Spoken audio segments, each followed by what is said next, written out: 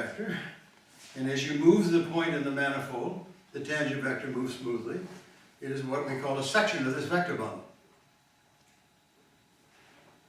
I think we need to, I'm happy you're looking mad at me now, but okay, where do we start to discuss that? Tell me when to stop.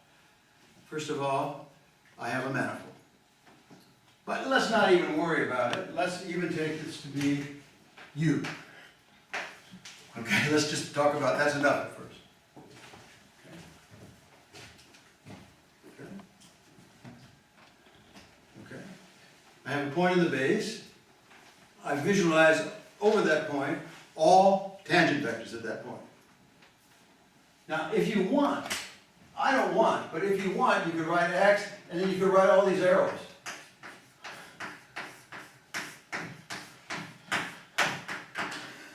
Right? Those are all the tangents. I don't want, I just want to write the whole vector space. Yes? Yes, so He's got the question. So projection pi, is it now a map from the tangent bundle to M? So the domain are the tangent spaces, or is the domain the tangent vectors? Okay. Very good question. The downstairs space is no question what it is. Just the it's just a manifold. The upstairs space, to answer your question, is the union of the disjoint union of the tangent spaces. Okay, so an element is an element of some tangent space or another. Okay, so pi maps a tangent space, the whole tangent space. No, a tangent vector to a point. A tangent vector. Yeah, here it is. I told you this is a point V. Okay. And it gets mapped down here. I understand why you're asking the question, of course. Because you can also map the whole tangent space to M. Well, no, in some sense, I said theoretically that's what we're doing. Yeah. And it's happy that you could think that way, but really, what I have in mind here is the vector itself. Everybody cool with that? It's a good question. Right? And you're also cool with the fact that as you move a base point, you can move around in this bundle and choose different vectors, and you're moving the tangent space, right? Okay? Okay? So what's the difference then between a vector space and a vector field? Okay, now a vector space, you know what a vector space Yes. is. A vector space is a vector space is a vector space. Good. An example of a vector space is the tangent space to a point. And there are many examples of tangent spaces to a point. You move the point and you get all sorts of different tangent spaces. I drew a picture of all possible tangent spaces to all possible points. Okay? That's the tangent bundle. This is the bundle of tangent vectors by this farmer in Nepal carrying the zero section. Right? Okay? Yes? And now you ask, what is a vector field? In your mind, if you ask, now that my Frederick, I've told him about this, he has this manifold, and I would say, what is a vector field on this manifold that looks pretty good? And he would say, well, we just move it around. Take a vector, and I'm going to move it around. Okay? I'm going to start with some vector, I'm going to move it around the manifold. Huh? Why not? Well, let me give you an example. Take the circle. You see the tangent vectors to the circle. You see it physically going around the circle. Here goes a particle running around the circle. So that means I'm moving it around the circle. Sometimes it's very long because it's a very fast movement. Maybe he stops and Lewis Hamilton blew his engine for Mercedes-Benz and it couldn't go any further. Right? I would hope, because I'm a fan of Ferrari. But it doesn't happen very often. Lewis usually does well. Yeah?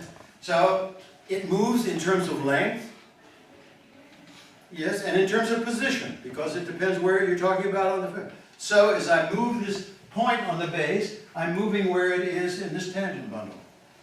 A vector field is a section of the tangent bundle. That's it. There it is. Okay? So Tm is the tangent bundle.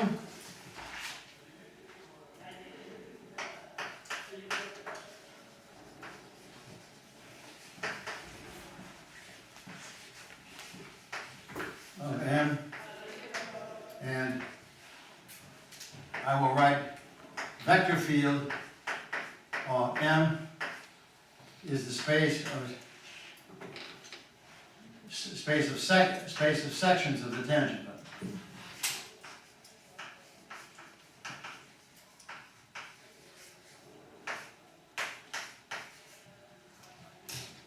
You see, this is a section.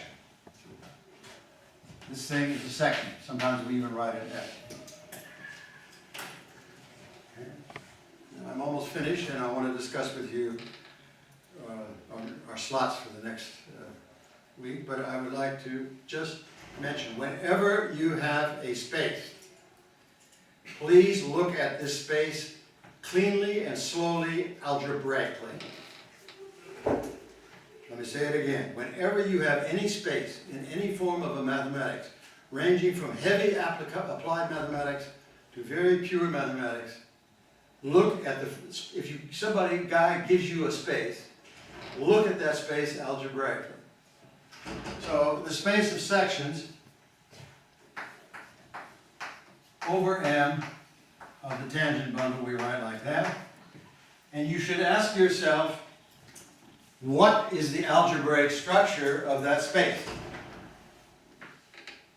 You see, big boys and girls, little boys and girls fiddle around with arrows like my grandson, and sine and cosine and blah, blah, blah, blah, blah. Big boys and girls get a space and ask, what is the structure of that space?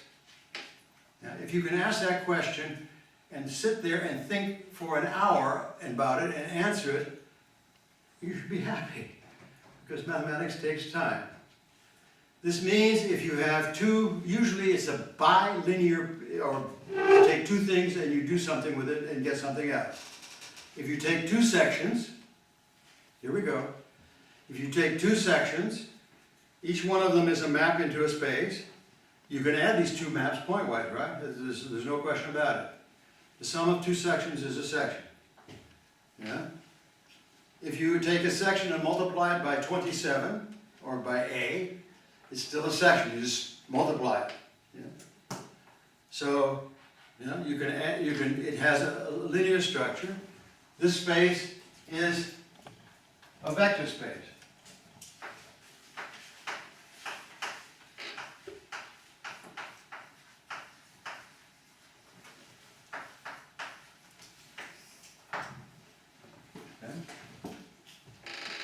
So what is the section?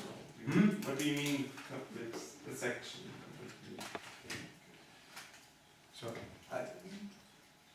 So are you a little bit patient?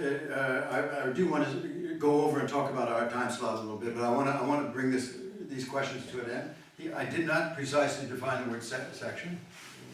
Well, the zero section, yes. Well, yes, a section then is this picture. It is a map from the base space into the total space, which assigns, it's a map, which assigns to a point in the base space, a point in the fiber above that base space.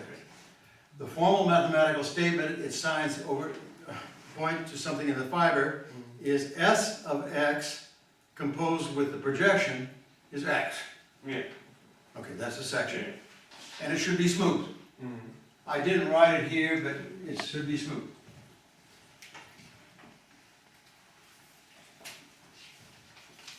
Now, if you're big boys and girls, you will say, hey, we're not done here.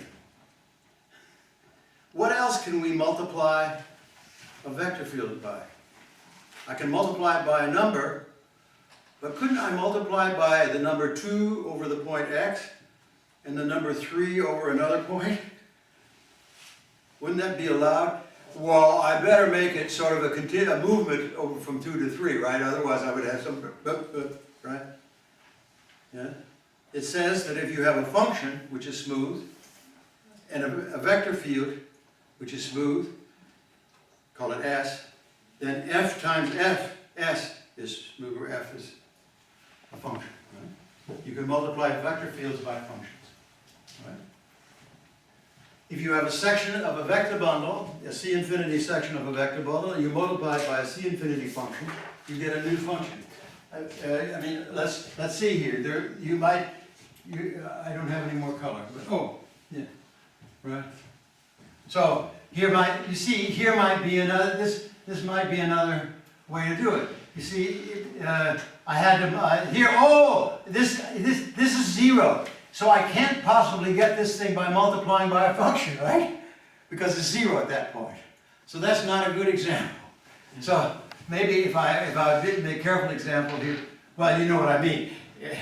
But what I can do is, I can multiply it by a function that's very big here, which is smaller here, and so on. So if S is a section of this vector bundle, S is a section, and F is a function, F times S is Z.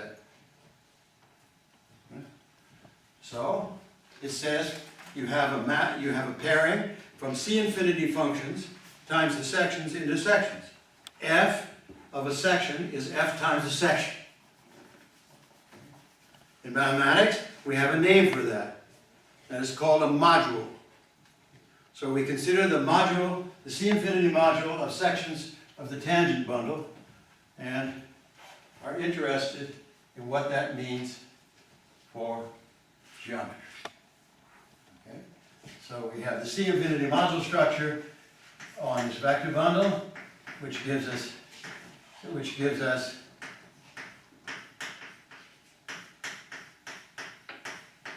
is very relevant. And you take a function and a section and you multiply and you get a section still.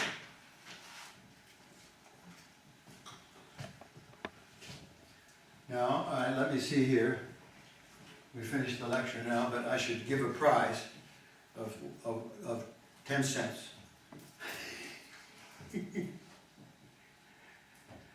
For what are the relevant mappings? Oh, here's 2 cents.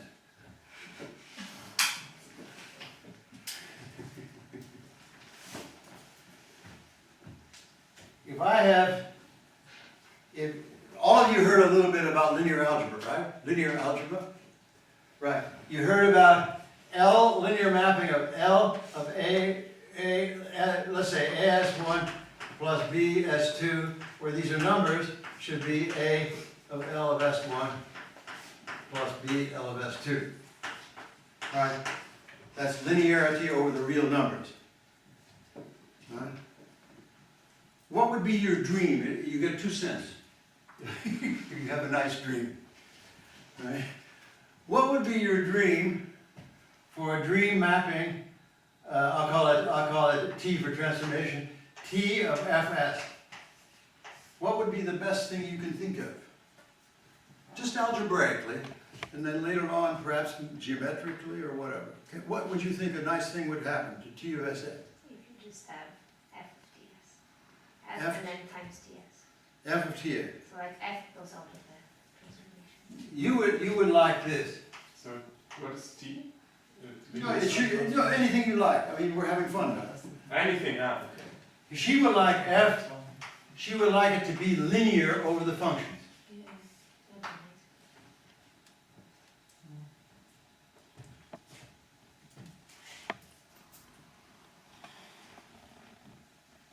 That's not bad.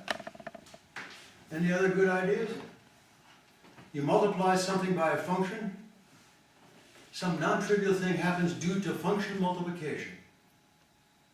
You multiply something by a function, you take a transformation, you want to know what happens. It's on the blackboard.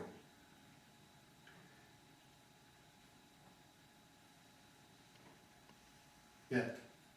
Isn't it like, so F and S are both functions, right? In some sense, F and S are both functions. And then T has some kind of transformation which is linear, and it would be nice to also have that Leibniz rule, right? Oh, she's going to win the money. She said, she's very quietly, and I'm deaf, and so therefore I sit next to her. I'm not being fresh, I'm just trying to understand. Yeah, I have a bad hearing in one ear, so I'm trying to listen to what she said. She first said F is a function, and actually S is a function in some sense. Right? Because S, right? Okay, it's a many value. Who knows? This is like a function. She said what she would like is Leibniz rule.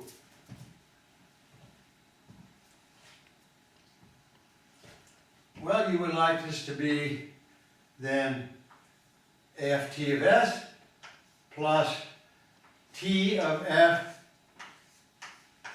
times S, right? That's what she wants. Okay, but she wanted 2 cents. But how, F is an honest-to-God function. Take it. F is an honest-to-God function. How would you like, what would you like T to do to F? Great, you won the other 2 cents. Wait a minute. I have money. Or I could owe you. I think that, yeah. Or is that 1 cent? Only 1 cent. In German, you know how that's lucky. It must be good. Oh, I don't know. He says he wants that to be a derivation. Right? So.